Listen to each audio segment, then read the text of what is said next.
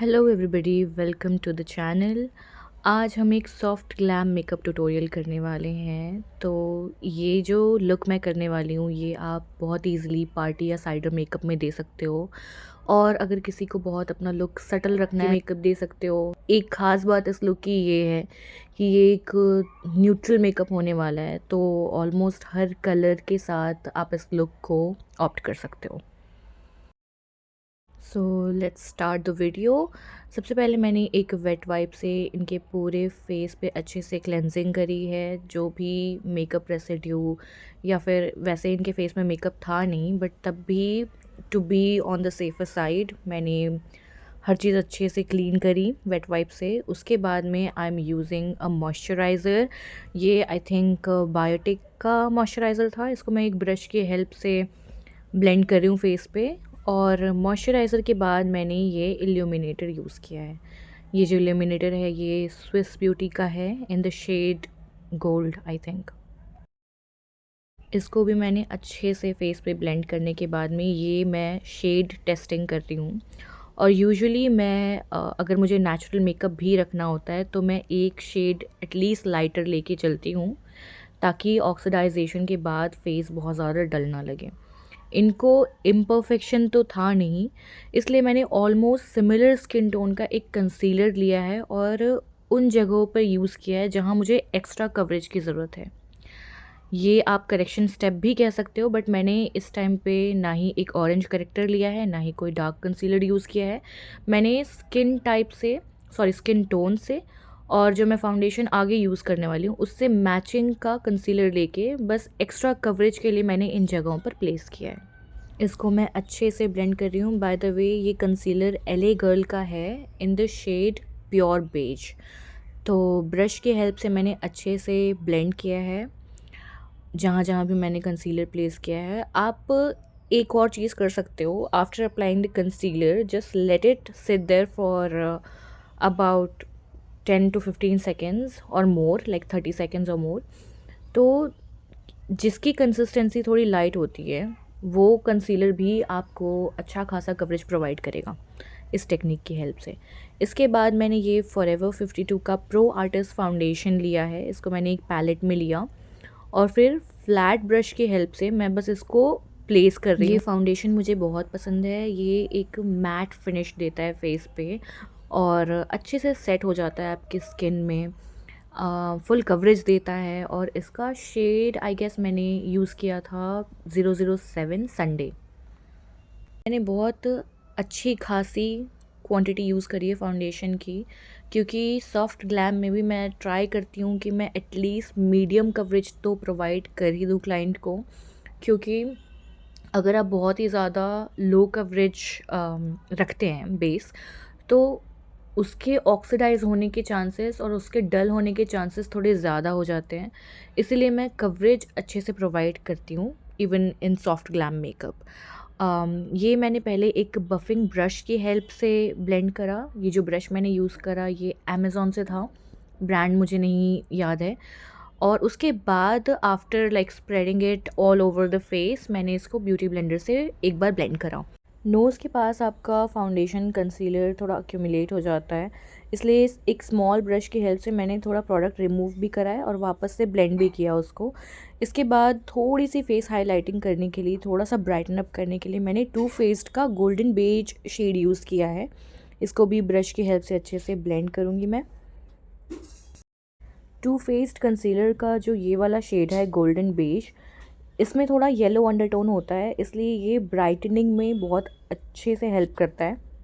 बहुत ही light handedly आपको ये ब्रश यूज़ करना है। उसके बाद एक बार ब्यूटी ब्लेंडर भी यूज़ करना है, ताकि अगर कोई एक्सेस प्रोडक्ट रह गया है तो वो ये ब्यूटी ब्लेंडर सोकअप कर ले और ब्रश के भी स्ट्रीक मार्क्स अगर रह जाते हैं तो उसे भी अच्छे से ब्लेंड कर देगा ये।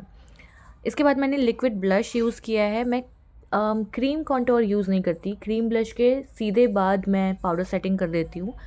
तो जो मैंने पाउडर सेटिंग करी है वो वीडियो रिकॉर्ड नहीं हो पाया, मेरा कैमरा ऑफ हो गया था उस टाइम पे। पाउडर मैंने यूज़ किया है हुडा ब्यूटी का बनाना ब्रेड।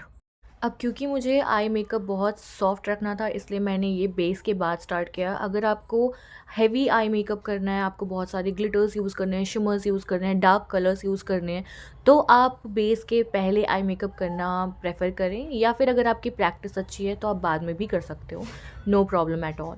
मैंने पहले फॉरएवर 52 की ब्राउन पेंसिल लेके पूरे आईलिड पर उसको लगाया, और उसके बाद मैंने इसे अच्छे से ब्लेंड करा, और फिर मैंने पाउडर आई शेडो से थोड़ी सी लॉकिंग करी है, और थोड़ा सा मैंने आउटर कॉर्नर जो है उसको डार्कन किया है।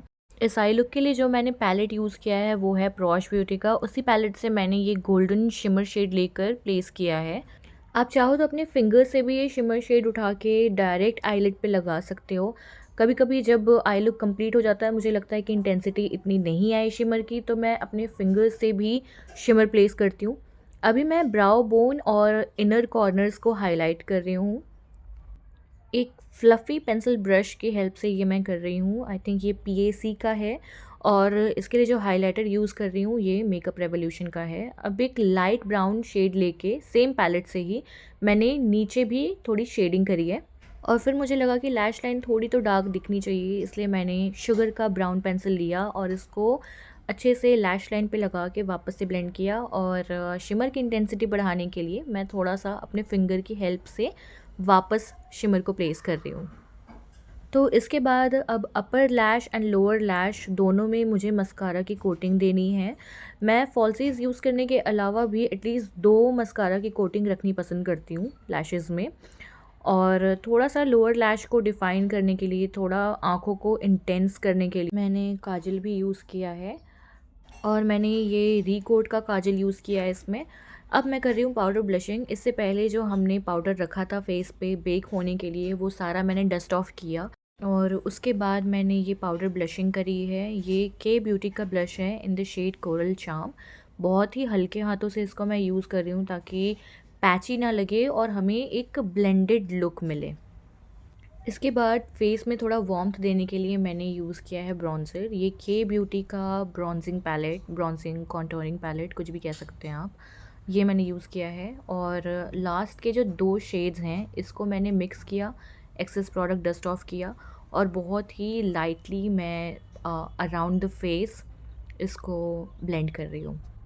और जब मुझे लगता है कि मेरा क्रीम वर्क भी हो गया, मेरा पाउडर वर्क भी हो गया, उसके बाद भी मैं एक बार ब्यूटी ब्लेंडर यूज़ कर लेती हूँ, सो दैट सारी चीज़ें इवन आउट लगे। अब सेम हाइलाइटर मैंने वापस लिया है मेकअप रेवोल्यूशन का, और इसमें से ऊपर के 2 शेड मैंने मिक्स करके लाइटली हाइलाइटिंग दी है इनको। कहाँ कहाँ मैंने हाइलाइटर प्लेस किया है वो आप देख ही सकते हो। एक्सेस प्रोडक्ट हमेशा आपको डस्ट ऑफ करना है, और ये एक small eye shadow blending brush ही है ये, और इससे ही मैं हाइलाइटिंग करना प्रेफर करती हूँ ताकि मुझे थोड़ी प्रिसीजन मिले।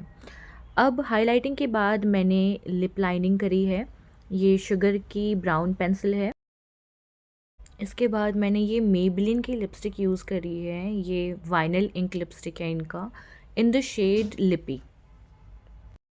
ये वाली जो लिपस्टिक है ये आपको एक ग्लॉसी इफ़ेक्ट देती है without having to apply gloss. इन्होंने आईब्रो अपना नहीं कराया हुआ था, इसलिए मैं कंसीलर की हेल्प से थोड़ा सा इनके आईब्रो को डिफ़ाइन कर रही हूँ, और इसके बाद मैं इनका आईब्रो फिल भी करूँगी आईब्रो पाउडर की हेल्प से। मैं आईब्रो पाउडर यूज़ करती हूँ, पोमेड मुझे यूज़ करना पसंद नहीं है क्योंकि मुझे लगता है कि उससे थोड़ा सा आर्टिफिशियल लुक आता है, इसलिए मैंने पाउडर की हेल्प से ही आईब्रो फिल किया है। इसमें भी जो पैलेट में सबसे डार्केस्ट ब्राउन कलर है ये मैंने यूज़ किया है। सीधे ब्लैक मैं यूज़ नहीं करती, या तो थोड़ा सा ब्लैक मैं मिक्स कर लेती हूँ डार्क ब्राउन के साथ में, और उसको स्पूली से कोम थ्रू करना बहुत ज़्यादा ज़रूरी है to spread out the product.